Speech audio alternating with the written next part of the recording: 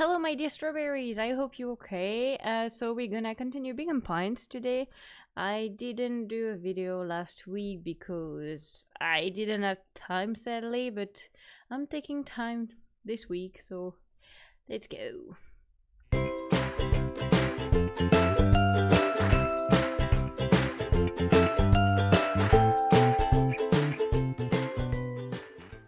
Right, chapter 4.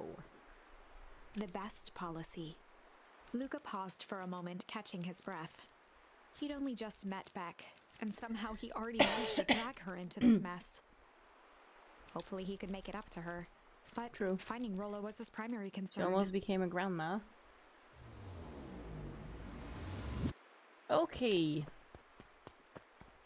So right now, to me, this is completely new, because back in the day I played the beta, and it's where it actually stopped. Property of Valentine Fertilizer Company. Looks old. That's all I can do? Really? Okay. Oh. Look at, what the hell are you doing out there? And why did a kid with grey hair just run past us in panic? Roxy and Fitz looked drained. Well, It was clear they'd spent all day searching. that's Beck. I don't care who she is. What happened? We're just helping look for Rollo. Look, I need you to start telling me the truth. Roxy's temper could often be dismissed as the impatience of an older sibling. But this was the most intense Luca had ever seen her. Her eyes were wild and unfocused, looking straight through Luca.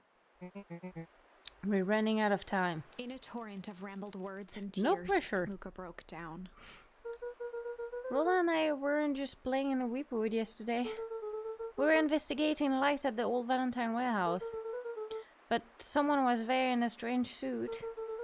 And we hid in a dumpster and had a heavy bag dropped on us. And I think it was a body. And so we ran, but we got split up. And I ran home. And it's all my fault. And now my best friend may never come back. Well, just wow. Roxy, still exhausted and angry, softened briefly as her eyes hunted the ground in thought. With a determined sigh, she looked up at Luca. It's not your fault, Luca. Rollo's gonna be okay, I promise. Roxy drew herself up. But you did succeed to run away, technically speaking, so I'm gonna fix this. Luca, go home. But I wanna help.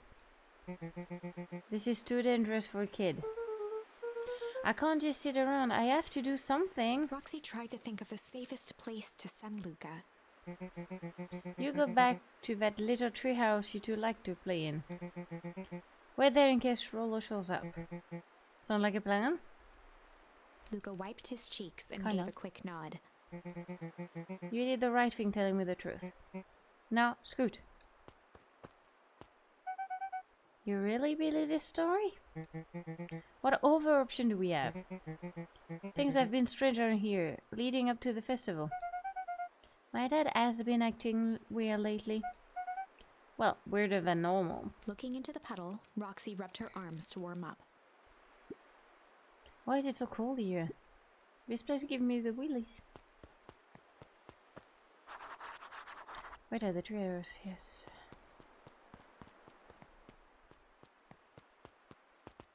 Mr. Nuncree jumped with a start. Oh, don't sneak up on me. On an old fella like that. Sorry. Who are you talking to? What? Luca motioned to the phone booth. Oh, no. I was just checking because I thought I heard it ring. But the dang thing never goes. Never does, of course. Yeah, I've never seen anyone use it, literally. The whole thing is a waste of money, if you ask me. Anyone from Rollo yet? Not yet. Long time for a boy to lose his way. Rollo knows the wood too well to get lost. I suppose you're right. Silly boy's antics have this old town worried sick. And? Ticks? Well, All Nora likes to play is little prank. You think this is a prank? What other possible explanation could be there? He's not playing a prank and he didn't get lost. Someone took him, I know it. How would you know that? Unless... Okay, is there something else that you know? Mr. Nuncreed gently placed one of his substantial hands on Luca's shoulder. Dang it, buddy, there is something you know. Something that could help your friend. You need to tell folks. Luca peered up at Mr. Nuncreed. Kind eyes warmed a stern face. The music really don't... There was a deeper emotion help me trust hiding him more. beneath it all. It was subtle, but Luca could sense something eating away at him.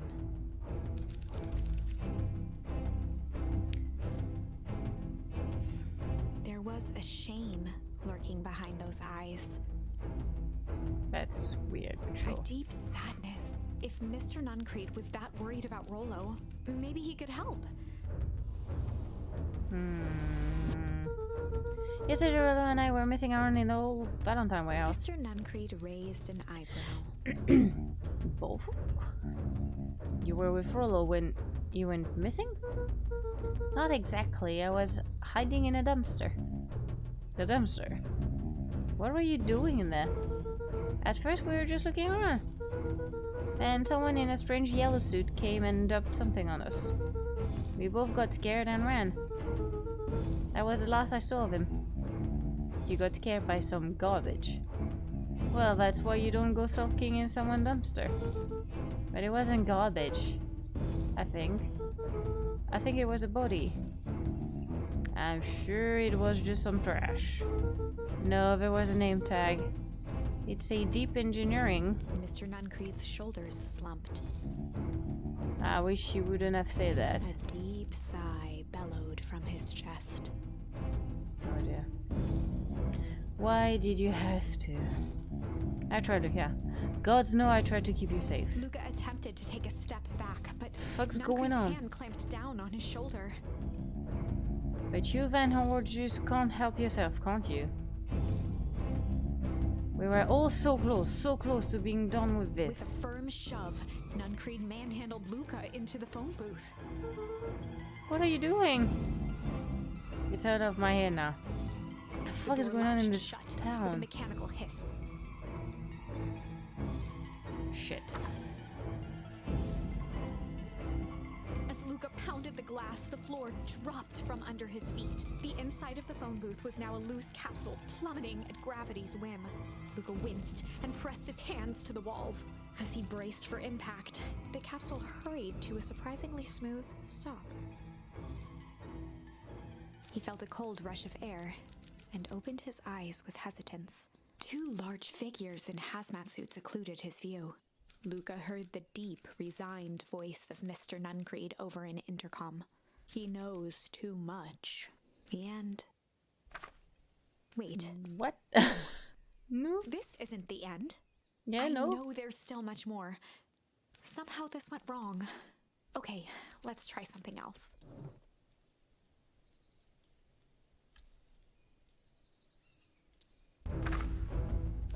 Yeah, but I have nothing else, guys.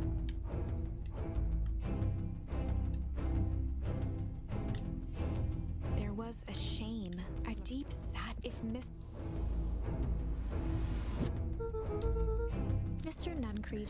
I have nothing else. It's not possible.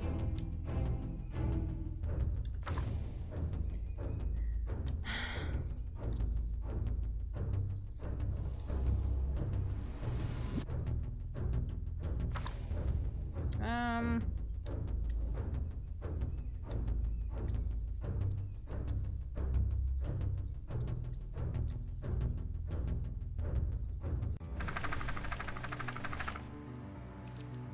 Maybe I should have explored strange. Well, time to bust out the strange.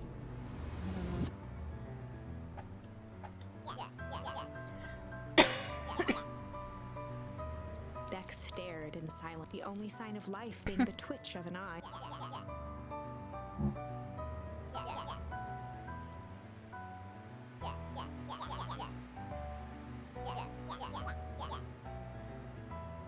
just noticed I wasn't reading. At the sight of Iggy taunting back, something in Luca snapped. Iggy's smirk shifted to a look of shock as Luca launched himself into his stomach. Ah! Iggy's clothes were drenched in the glowing ooze. You're a jerk. My clothes are ruined. I'm gonna... Iggy's voice began to slur as he struggled to get up.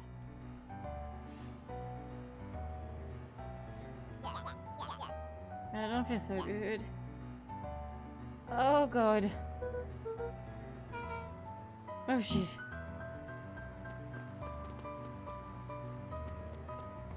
Okay. That was intense. Iggy's gonna be okay, right? Nothing Nothing about this seems okay. The person at the warehouse. This strange ooze and what it did to Iggy. Was Rollo caught up in all of this? We have to find Rollo. You took the word out of my mouth. Ah, okay, so I keep her with me. Oh dear. Well there, little biddies. You told me. What in the dickens are you up to in this part of town? We're just helping look for Rollo. Oh, you haven't heard the good news? Rollo showed up safe and sound a bit ago. Really? So where was he? It's funny, really. You just got a little turn around in the wood. It can be disorienting, you know. I'm starting to get that impression. Rollo's at his house now, getting some well-deserved rest. Oh, that's a relief. You two should scurry along before you get lost yourselves. Yeah, come on, Beck. I'm going to introduce you to Rollo. Oh, that remind me. Look how your grandmother was looking for you. She was? She was worried sick. You should march straight home. I guess. Beck, your folk might be getting worried too. I will walk you home. I need to talk with Nelly about work anyway. Beck glanced toward Luca. I guess all well that end well. I will introduce you to Rollo tomorrow. Sure. That is okay. It's something fucking weird. Rollo was... A wave of relief washed over Luca, which was quickly replaced by a sense of dread. Gran is going to kill me. Highly possible. If he hurried, he might just make it home before sundown. Chapter 4. Our harvest awaits. This Luca is took a deep breath so and fucking gingerly weird. opened the door, steeling himself for Gran's wrath. Gran? I'm home. Everything's fine. Gran? Gran? I know I wasn't supposed to go anywhere. I was just upping look for Rollo. Gran? Roxy came over. She was worried about him. So I figured I wouldn't mind. You wouldn't mind if I helped look for him. Oh dear, don't tell me we're gonna find her gone. Turns out Rollo is safe and sound. Luca was alone. The house was empty. So Gran's not back yet. I guess that's a good thing.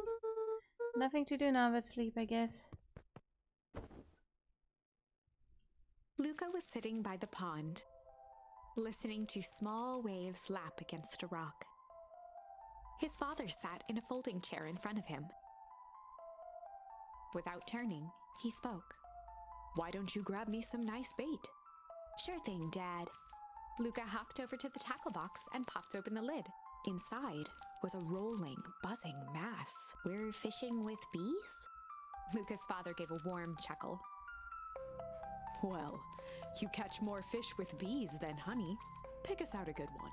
Luca closed his eyes and plucked out a bee. He could feel its wings struggle between his finger and thumb. Holding it at arm's length, he hurried over. His father deftly baited the hook and examined his work. "Interesting choice." With a practiced flick of the wrist, the line buzzed in a graceful arc. The water accepted it without a splash or ripple. The wrong choice, but I respect it. The pond began This is to just freeze fucking over. weird. Sometimes we gotta make the wrong choice before we can make it right. Pallid ice propagated across the still surface with an alarming speed. Luca scrambled back as the ground beneath him turned cold. Dad, I don't understand. Sorry, kiddo. Understanding isn't always part of the deal. The relentless ice shot through the fishing line toward his father. Dad, look out! His father casually wound the reel. None of it's your fault, you know. Never was. Dad, we have to go! Luca grabbed his father's shoulders, trying to pull him away. Please, you have to run! The ice crackled as it spread across his father's hands. That's the thing about fishing, Luca. His chest began to crystallize. Not creepy at all. You toss your hook in, and you never know what you're gonna pull out. A shock of searing cold ran up Luca's arms. He gave one last desperate tug. The chair tipped backwards in a single frozen mass. Luca tried to stop the momentum, but it was too late. He watched the icy form of his father slam into the hard ground, shattering into 1,000 pieces that crowded around his feet. Dad, I don't understand. What does all this mean? The gentle rustle I wish I would know too. I am fucking lost.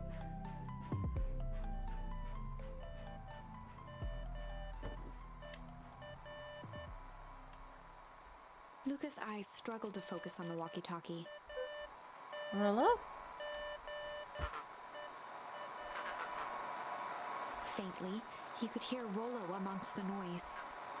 Luca. Rollo, is that you? Luca. Okay. There? It's Rollo in the middle of the night. Rollo, it's the middle of the night. Luca, thank God. Listen. I don't know how long this thing will work down there. Down here? Rollo's voice was coming through more clearly now. But some words were still just static.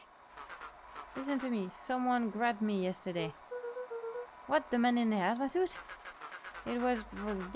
took me to some sort of room. I think I'm underground. Underground? Are you okay? Kinda. They seem more interested in for no at least. Mr. Kisa, you made it back home safely. Kieran, no. Trust. He's... Hold on, someone's coming. The signal went silent. Rollo? Rollo, where are you? Luca held still, waiting for a response. Ooh. His pounding heartbeat marking the passage of time. Okay, I think they're gone. Getting worse. I can barely hear you. Rollo's voice began to fade. Losing signal. Not much time. Mission control. You need to... Treehouse. The treehouse. With that, the signal died for good. What was he trying to say about the treehouse? What's at the treehouse? The antenna! He wants me to use the antenna in the treehouse to get better signal. Rollo, you're genius. Luca grabbed the walkie-talkie and sprinted to the treehouse. In the middle of the night. Sure, Granny's gonna be happy. Luca heard a group of footsteps approach. He dashed behind the bushes to avoid being spotted.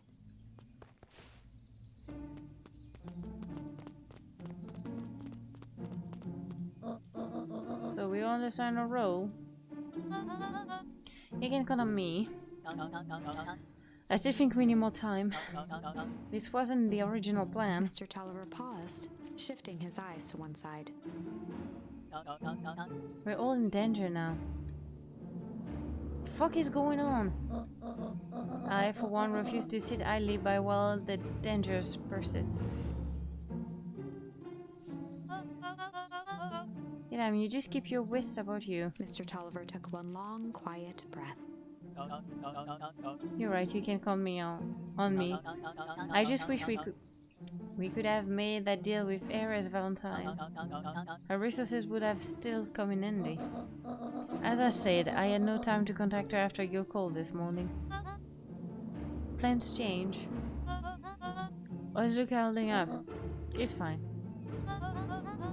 We shouldn't lose sight of the fact that this is all... I know very well what it is all is for. We have no choice. Operation Sparkplug has new objective. Are we in agreement? The three shared a determined look. Good. We'll reconvene after the festival.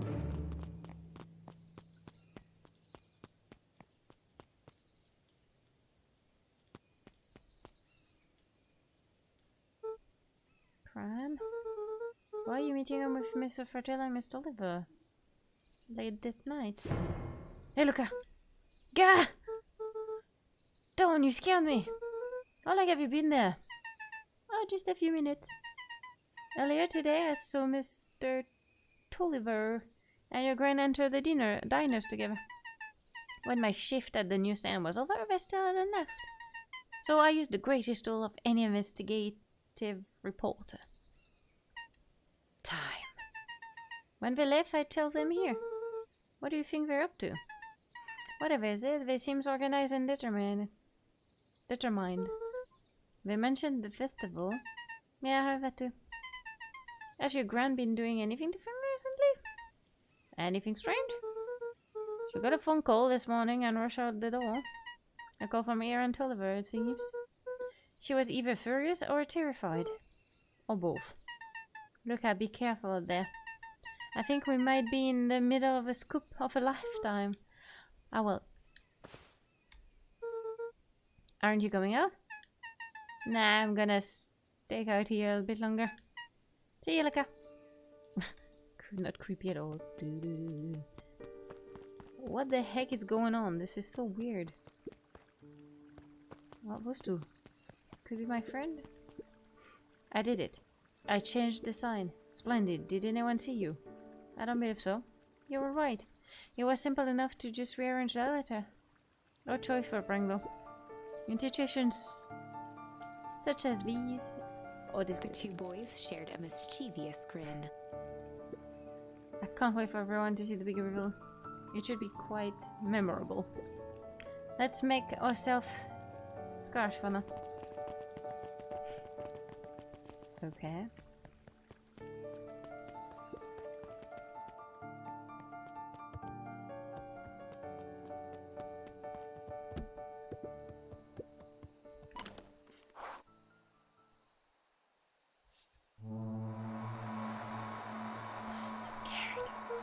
Rollo, are you there? I'm at the treehouse, Rollo. Mr. Kerr said you were alright. What happened out there? Dang it, Rollo, where are you?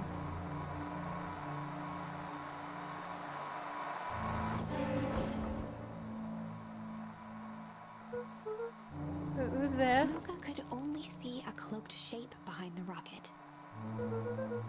I've got weapons in here. So you better come out right now. He strained to hear as a muffled voice began. Weapons. How could you hurt something that's already dead? Fear gripped Luca's throat. Who are you? What, you don't recognize me? I guess I don't even recognize myself anymore. Luca stared at the ground for a moment, trying to place the dampened voice. The figure shifted slowly from behind the rocket, revealing itself to Luca. I'm a monster. I feel so bad for him, boy. He's a cunt, but I know they hunt me like a beast. I am. Iggy. Luca reached over empathetically. Iggy's tone jolted to dejected anger. Don't touch me. This is all your fault. Luca slumped to the ground, overwhelmed by guilt. I'm so sorry. I didn't mean to. I lost control. So you couldn't control yourself for a second and get it to be like this forever.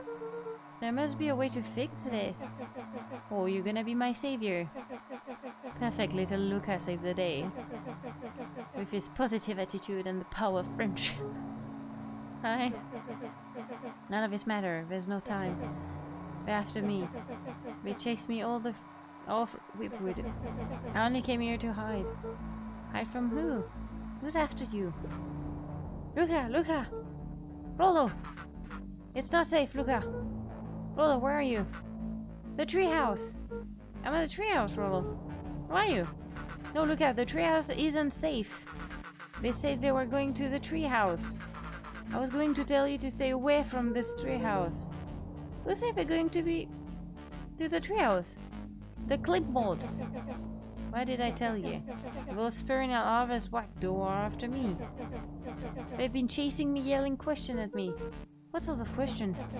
They were saying the same stuff they always do. But it's different now. Less asking, more threatening. We're gonna figure this out, Iggy. Yeah, well, thanks. Hello? Is anyone present? Is this our domicile? Crap, it's on me. Look out, what's happening? Don't panic, you stay here and I will see what they want. Hello, Mr. Van Holm. We would love to hear your thoughts. Do you have any time for informal chat? We'll be brief. Your time is valuable to us. Be done in just a second. Of course, of course, of course. Oh god. The heck is going on? We have a problem. Luca, you gotta get out of there. Who's out there? Is it them? Yeah, it's the clipboards. A bunch of them. How many? Maybe all of them? And yeah, you were right. They are saying the same stuff, but it's in the creepy Nocturnal 10. Mighty young Iggy represent. We'd love to hear his thoughts. Run! He slumped to his knees. I don't know what to do. I'm just so tired. Luca, what do we do? Luca grabbed the walkie-talkie and headed for the window. Follow my lead. Luca and Iggy climbed up the back of the treehouse to its roof, where Rollo had constructed his MCDC, the Mission Control Defense Cannon. From behind the crowd of clipboards, William Kerr strode forward, a warm smile on his face.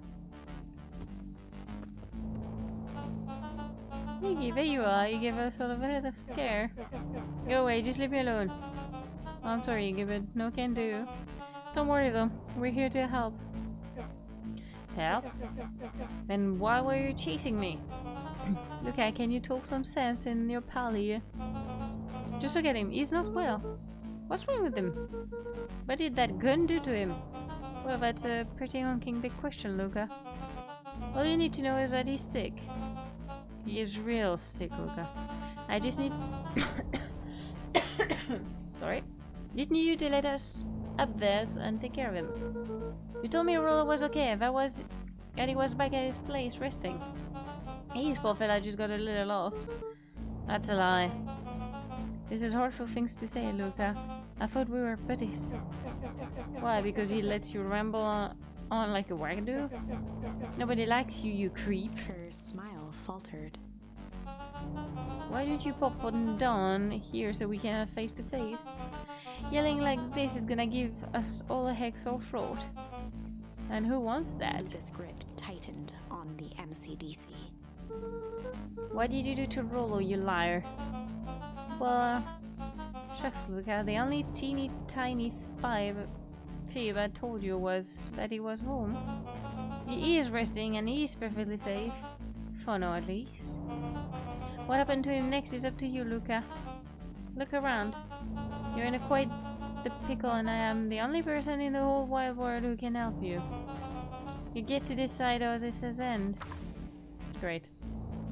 Luca's mind raced. So it's rather I let that dude go or I'm... What do you do when there's no hope? He wiped his cheeks with a sleeve. What are you gonna do, Luca?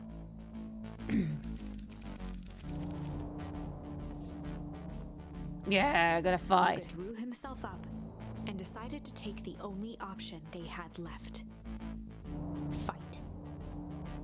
He swung the Mission Control Defense Cannon around, aiming it confidently at the smirking face of William Kerr.